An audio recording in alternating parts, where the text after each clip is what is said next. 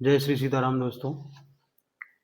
आज हम ज्योतिष के एक विशेष सूत्र पर बात करेंगे कि वस्तुतः देखा जाए तो जब भी हमारी कुंडलियों में कोई दोष होता है, किसी ग्रह से संबंधित कोई दोष होता है, तो हमको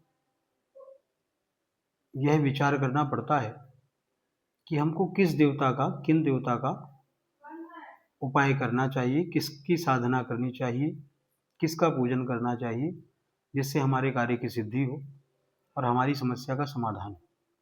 तो आज हम इसी विषय पर वार्ता करेंगे, इसी विषय पर बात करेंगे। तो आज हम बात करेंगे ग्रहों से संबंधित देवता।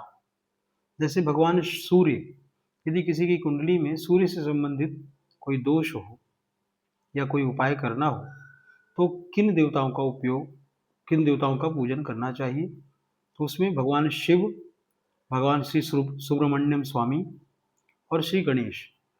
भगवान श्री सुब्रमण्यम को हम बोलते हैं मुरुगन देव और कार्तिकेय स्वामी भी बोलते हैं। भगवान शिव के ही पुत्र हैं। गणेश और कार्तिकेय ये शिव समान ही माने जाते हैं, इसीलिए यह सूर्य भगवान के देवता हैं। चंद्रमा, यदि चंद्रमा पीड़ित हो, चंद्रमा का उपाय करना हो, तो देवी दुर्गा, चामुंडा, देवी काली, भगवती पार्वती, इनका पूजन करने से चंद्रमा का शुभ फल प्राप्त होता है। चंद्रमा शुभ फलदायक हो जाता है। इसी प्रकार यदि मंगल कुंडली में अशुभ हो या पीड़ित हो और उसको शुभ करना हो, उसका उपाय करना हो, तो भगवान भैरव, श्री हनुमान जी महाराज, भगवान श्री सुब्रमण्यम और देवी भगवती काली, इनका यदि पूजन किया जाए तो मंगल का शुभ फल प्राप्त होता है। बुध,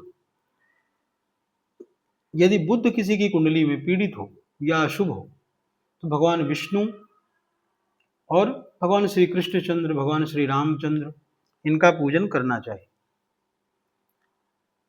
इसके अलावा श्री विष्णु सहस्त्र नाम का पाठ भी किया जाता है। यदि विष्णु सहस्त्र नाम का पाठ किया जाए तो भगवान विष्णु अति प्रसन्न होते हैं और निश्चित रूप से शुभ फलदायक होता है। बृहस्पति, भगवान बृहस्पति, यदि बृहस्पति ग्रह पीड़ित हो तो भी विष्णु भगवान का ही पूजन करना चाहिए। शुक्र, यदि शुक्र पीड़ित हो या शुक्र का अशुभ लक्षण मिल रहा हो कुंडली में, तो भगवती लक्ष्मी का पूजन करना चाहिए, भगवती अन्नपूर्णा का पूजन करना चाहिए। शनि, यदि शनि पीड़ित हो, शनि अशुभ दोष प्रदान कर रहा हो, अशुभ फल प्रदान कर रहा हो, तो भगवान शिव का पूजन करना चाहिए। यहाँ पर भी सुब्रमण्यम स्वामी का पूजन करना चाहिए। यदि राहु पीड़ित हो तो नाग देवताओं का पूजन करना चाहिए। और यदि केतु पीड़ित हो तो पितरों का, पूर्वजों का और भगवान श्री गणेश, भगवती पराम्बा जगदम्बा, भगवान श्री महादेव का पूजन करना चाहिए।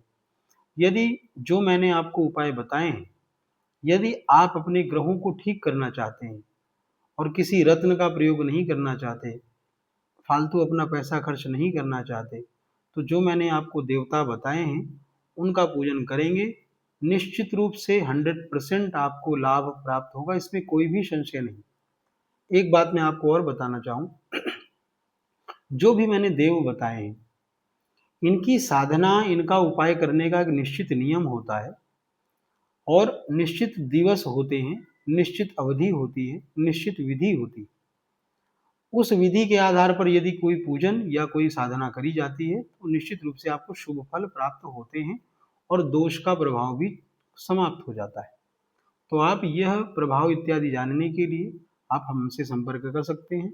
मैं आपका ज्योतिषाचार्य नारायण दत्त शुक्ल सदा सर्वदा आपकी सेवा के लिए तत्पर हूँ।